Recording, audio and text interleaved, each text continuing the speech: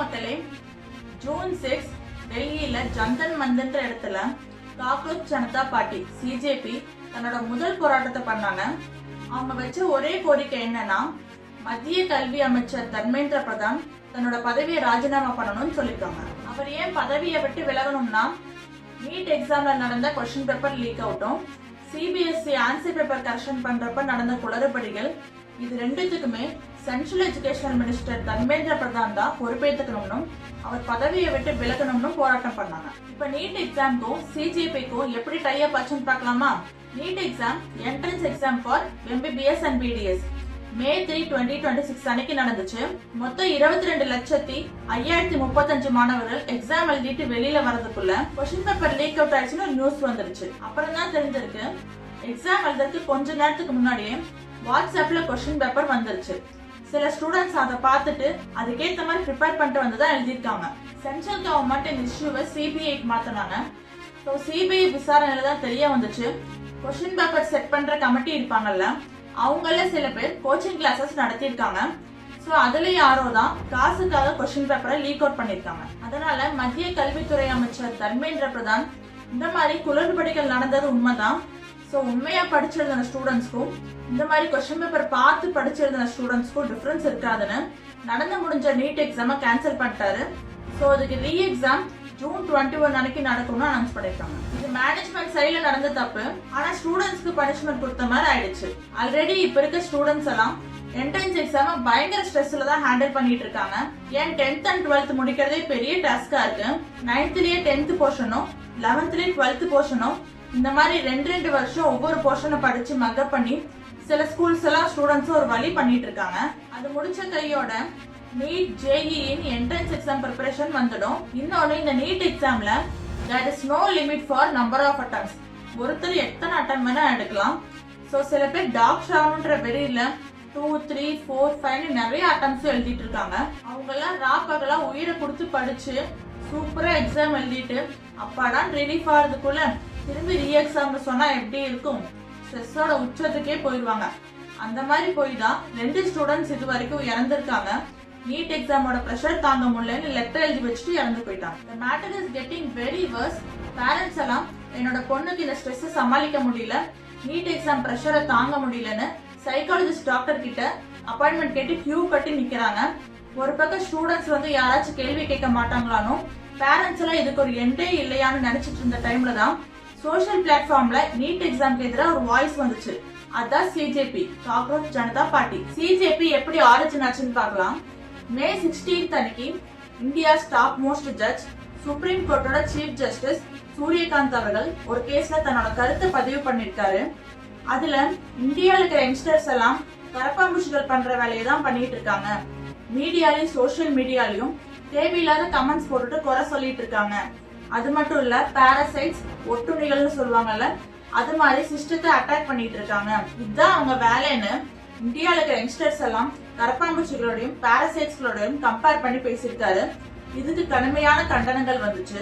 இதுக்கு பதிலடி கொடுக்கணும்னு அமெரிக்கால இருக்கிற ஒரு இந்தியன் அபிஜித் தீப்கேன்ற ஒரு இளைஞர் சோசியல் மீடியால அக்கௌண்ட் ஓபன் பண்றாங்க. அதுக்கு பேரே காக்ரோச் ஜனதா பார்ட்டின்னு வச்சிருக்காங்க. ஓபன் பண்ண உடனே பயங்கர வைரல். 4 டேஸ்லயே 18 மில்லியன் ஃபாலோவர்ஸ் வந்துட்டாங்க. இது வரைக்கும் பிஜேபி அக்கௌண்ட்டுக்கு மட்டும்தான் எக்ஸ் தளத்துல ஃபாலோவர்ஸ் அதிகம். பட் அந்த சாதனையா வெறும் 4 நாள்ல காக்ரோச் ஜனதா பார்ட்டி முறியடிச்சிட்டாங்க. உடனே அந்த நீதிபதி சூரியகாந்த் என்ன சொல்றாருன்னா, நான் எல்லா யங்ஸ்டர்ஸையும் சொல்லல, சில பேர் ஃபேக் அக்கௌண்ட் கிரியேட் பண்ணி வச்சுட்டு அதுல டைம் பாஸ் பண்ணிட்டு இருக்காங்க, ஃபேக் சர்டிபிகேட் வச்சுட்டு வேலையில தேவையில்லாத வேலை எல்லாம் பண்ணிட்டு இருக்காங்க. நான் அந்த மாதிரி யங்ஸ்டர்ஸ் தான் சொன்னேன், மற்றபடி எல்லா யங்ஸ்டர்ஸையும் நான் சொல்லல. நான் சொன்னது யாரோ திருச்சி வெளியிட்டு இருக்காங்க. ஸோ இந்த மாதிரி போய் சேர்ந்தது எனக்கு ரொம்ப மன வருத்தத்தை கொடுக்குது. ஸோ இப்படி மறுப்பு தெரிவிச்சிருந்தாரு. இருந்தாலும் ஃபாலோவர்ஸ் ஏறிட்டே தான் போயிட்டு இருந்துச்சு. இது வரைக்கும் 22 மில்லியன் ஃபாலோவர்ஸ் சிஜேபி பார்ட்டிக்கு வந்திருக்காங்க. சரி, இது இப்படியே போனா சரிப்பட்டு வராதுன்னு ட்விட்டரே அந்த அக்கௌண்ட்டை பிளாக் பண்ணிடுச்சு. பட் இருந்தாலும் கம்பேக் சிஜேபின்னு இன்னொரு அக்கௌண்ட் ஓபன் பண்ணாங்க. அதுலயும் ஃபாலோவர்ஸ் ஏறிட்டே தான் போனாங்க. இன்ஸ்டாலையும் அக்கௌண்ட் ஓபன் பண்ணி 4 டேஸ்லயே 4 மில்லியன் ஃபாலோவர்ஸ்க்கு மேல போயிட்டு இருக்காங்க. சரி, இந்த சிஜேபி பார்ட்டியோட ஃபவுண்டர் அபிஜித் தீப்கே யாருன்னு கேட்டா, இவர் ஆல்ரெடி ஆம் ஆத்மி கட்சியில சோசியல் மீடியா ஆக்டிவிஸ்டா ஒர்க் பண்ணிட்டு இருந்தாரு. இப்ப அந்த கட்சியை விட்டு விலகி பாஸ்டன் யூனிவர்சிட்டி அமெரிக்கால லா படிச்சுட்டு இருக்காரு. ஸோ ஆல்ரெடி இவர் சோஷியல் மீடியால எக்ஸ்பீரியன்ஸ் இருக்கிறதுனால அதுல பூந்து விளையாடிட்டு இருக்காரு. அது மட்டும் இல்ல, சிஜேபி பார்ட்டிக்கு நிறைய ஆப்போசிஷன் வந்திருக்கு. இதுக்கு பின்னாடி வேற யாரோ இருக்காங்க, ஒரு அந்நிய சக்தி தான் செயல்படுது, இந்தியன்ஸ்ல யாருமே இல்ல, நிறைய பாகிஸ்தானிஸ் தான் ஃபாலோ பண்றாங்கன்னு சொன்னாங்க. அதுக்கு அபிஜித் தீப்கே ஒரு அனலிட்டிக்கல் டேட்டா வெளியிட்டு இருக்காரு. அதுல 94% இந்தியன்ஸ் தான் ஃபாலோ பண்றாங்கன்னு காமிக்குது. சோ இது எந்த அந்நிய சக்தியும் இல்ல, எல்லாமே இந்தியன்ஸ் தான் ஃபாலோ பண்ணிட்டு இருக்கோம். சிஜேபிக்கு ஒரு வெப்சைட் இருக்கு, அதுல யார் வேணாலும் போய் ஜாயின் பண்ணிக்கலாம். 4 ஃபன்னியான ரூல்ஸ் கொடுத்துருக்காங்க. அது என்னன்னா, தேசியா இருக்கணும், எந்த வேலை வெட்டிக்கும் போக கூடாது, ஆன்லைன்ல கிடக்கணும், அது மட்டும் இல்ல ஆன்லைன்ல தன்னோட கருத்தை கரெக்டா சொல்லணும். இந்த மாதிரி ஃபன்னியான ரூல்ஸ் கொடுத்துருக்காங்க. அது மட்டும் இல்ல, அதுல no caste and religion, gender, அதாவது ஜாதி மதம் பார்க்க மாட்டோம், எந்த பாலினமும் பார்க்க மாட்டோம், யாரு வேணாலும் வந்து ஜாயின் பண்ணிக்கலாம்னு போட்டிருக்காங்க. அடுத்து சில மேனிஃபெஸ்டோவும் கொடுத்திருக்காங்க. அதாவது சிஜேபி ஆட்சிக்கு வந்தா நாங்க இதெல்லாம் பண்ணுவோம் அப்படின்னு சொல்லியிருக்காங்க. அதுல என்னன்னு கேட்டா, ஒரு நீதிபதி வந்து ரிட்டையர் ஆயிட்டான், அவங்க ராஜ்யசபா எம்பி ஆக முடியாது அப்படின்னு போட்டிருக்காங்க. ஏன்னா ஆல்ரெடி இப்படி ஒரு சம்பவம் நடந்திருக்கு. சீஃப் ஜஸ்டிஸ் கோகாய்ன்றவர் ரிட்டையர் ஆனதுக்கு அப்புறம் பிஜேபி மூலியமா ராஜ்யசபால எம்பியா இருக்காரு. சோ அந்த மாதிரி விஷயம் எல்லாம் இங்க நடக்காதுன்னு போட்டிருக்காங்க. அடுத்து எலெக்ஷன் டைம்ல ஒரு ஓட் டெலிட் ஆனா கூட அந்த தேர்தல் ஆணையரை சட்டவிரோதத்தின் கீழ் கைது செய்வோம்னு சொல்லிருக்காங்க. அடுத்து நாடாளுமன்றத்திலும் அமைச்சரவையிலும் பெண்களுக்கு 50% இடஒதுக்கீடு தருவோம்னு சொல்றாங்க. இது வரைக்கும் 33% தான் இருக்கு. அடுத்து ஒரு எம்எல்ஏவோ எம்பியோ ஒரு கட்சியில் நின்று ஜெயிச்சுட்டு வேற கட்சிக்கு தாவனா அவங்க எலெக்ஷன்ல இருந்து 20 வருஷம் பேன் செய்யப்படும்னு போட்டிருக்காங்க. அடுத்து விஷன். இப்ப எல்லா கட்சியும் அரசியலுக்கு வந்தா ஒரு நோக்கத்தோட தான் வருவாங்க.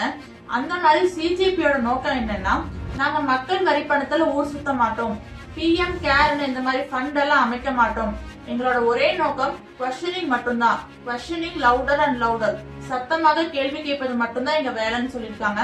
சிஜேபி பார்ட்டி சொன்ன மாதிரியே ஆளுங்கட்சி பிஜேபிக்கு எதிராக நிறைய கொஸ்டின் ரைஸ் பண்ணிட்டு தான் இருந்தாங்க. திடீர்னு அபிஜித் தீப்கே அவர்கள் ஒரு ட்வீட் போட்டாரு, ஜூன் 6 அன்னைக்கு நாங்க டெல்லி ஜந்தன் மந்திர்ல ஒரு போராட்டம் பண்ண போறோம். எதை எதிர்த்துனா, நீட் கொஸ்டின் பேப்பர் லீக் ஆச்சு, அதுக்கு முழுக்க பொறுப்பேற்றுக்க வேண்டியது எஜுகேஷன் மினிஸ்டர் தர்மேந்திர பிரதான் தான்.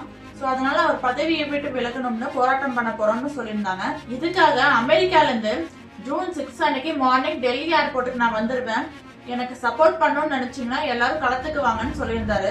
அடுத்து அபிஜித் தீப்கே இன்னொரு விஷயம் சொல்லியிருந்தாரு, நான் ஏர்போர்ட்ல வந்து இறங்கின உடனே என்ன அரெஸ்ட் பண்ண கூட வாய்ப்பு இருக்கு, இந்த மாதிரி அவங்க ஃபேமிலி மெம்பர்ஸ் பயப்படுறதா சொல்லியிருந்தாங்க. பட் அந்த மாதிரி எதுவுமே நடக்கல. மார்னிங் 9 to 5 நீங்க போராட்டம் பண்ணிக்கலான்ற பெர்மிஷன் கிடைச்சிச்சு.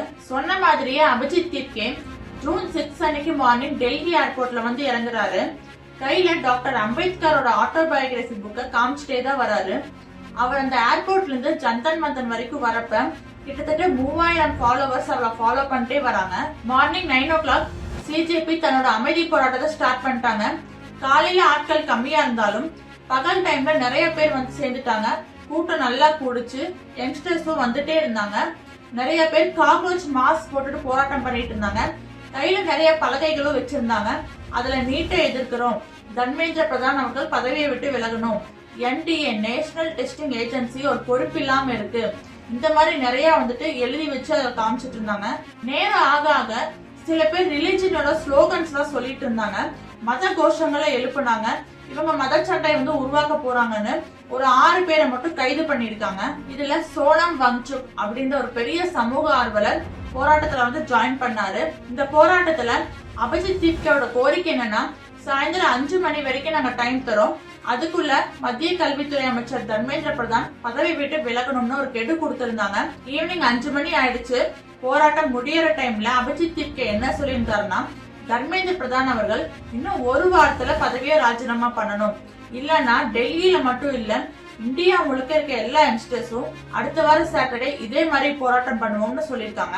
சோ இந்த சிஜேபி காக்ரோச் ஜனதா பார்ட்டி அரசியல் சக்தியா மாறுமா, இது ஒரு பாலிடிக்ஸ்ல பெரிய மாற்றத்தை கொடுக்குமான்னு பொறுத்திருந்து பார்க்கலாம். இதே மாதிரி இன்ட்ரெஸ்டிங்கான டாபிக்ல நெக்ஸ்ட் வீடியோல உங்களை மீட் பண்றேன். கண்டிப்பா லைக், ஷேர், கமெண்ட் பண்ணுங்க, சப்ஸ்கிரைப் பண்ண மறந்துடாதீங்க.